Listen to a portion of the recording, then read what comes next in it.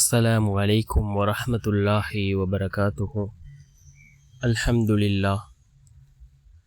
لله الذي نحمده ونستعينه ونستغفره ونؤمن به ونتوكل عليه أما بعد. அன்பிற்குரிய அல்லாஹ்வின் நல்லடியார்களே, அன்பு சகோதரர்களே, நாம் தொடர்ச்சியாக பார்த்து வரக்கூடிய துஆக்களினுடைய திக்ருகளினுடைய தொகுப்பில் இன்று நாம் பார்க்க இருக்கின்ற விடயம் என்னவென்றால், நாம் லுஹாவுடைய தொழுகையை தொழுதுவிட்டு இந்த சூறாவை ஓதி அல்லாஹ்விடம் பிரார்த்தனை செய்வோம். இந்த சூறாவை ஓதுவதன் மூலமாக அல்லாஹ் ஜல்ல சுப்ஹானஹு வ தஆலா நாம் எதிர்பார்த்த விடயத்தில் அல்லாஹ் நமக்கு வெற்றிகளை வழங்குகின்றான்.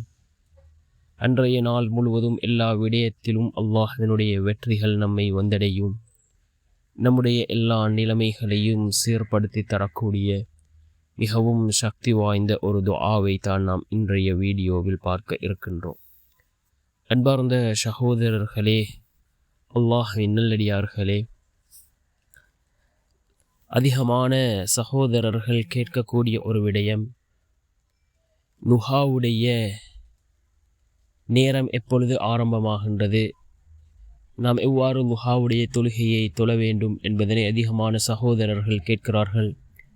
அதாவது லுஹாவுடைய நேரம் எப்பொழுது ஆரம்பமாகின்றது என்றால், சூரியன் உதயமானதிலிருந்து ஒரு அரை மணித்தியாலம் கழித்ததிலிருந்து லுஹருடைய அதான் கூறுவதற்கு இடைப்பட்ட நேரம் லுஹாவுடைய நேரமாக இருந்து கொண்டிருக்கின்றது.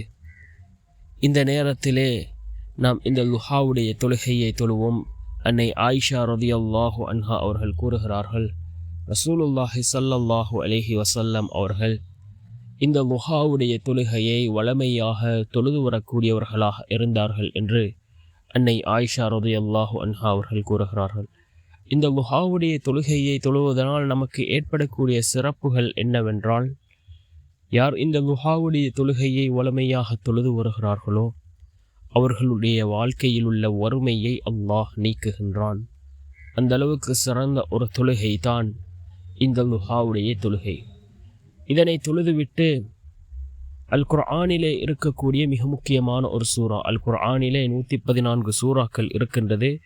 அந்த சூறாக்களிலே இருக்கக்கூடிய ஒரு சிறந்த சூரா சூரத்துல் ஃபத்ஹ். இந்த சூரத்துல் ஃபத்ஹை நாம் ஓதி அல்லாஹ்விடம் பிரார்த்தனை செய்வோம். நாம் நினைத்த காரியங்களில் அல்லாஹ் நிச்சயம் நமக்கு வெற்றிகளை வழங்குவான். இதனை ஓதிவிட்டு அல்லாஹ்விடம் கையேந்தி பிரார்த்தனை செய்வோம். நம்முடைய எல்லா நிலைமைகளிலும் அல்லாஹ் நமக்கு வெற்றிகளை தருவான். இந்த சூறாவினுடைய பொருள் வெற்றி என்பதாகும்.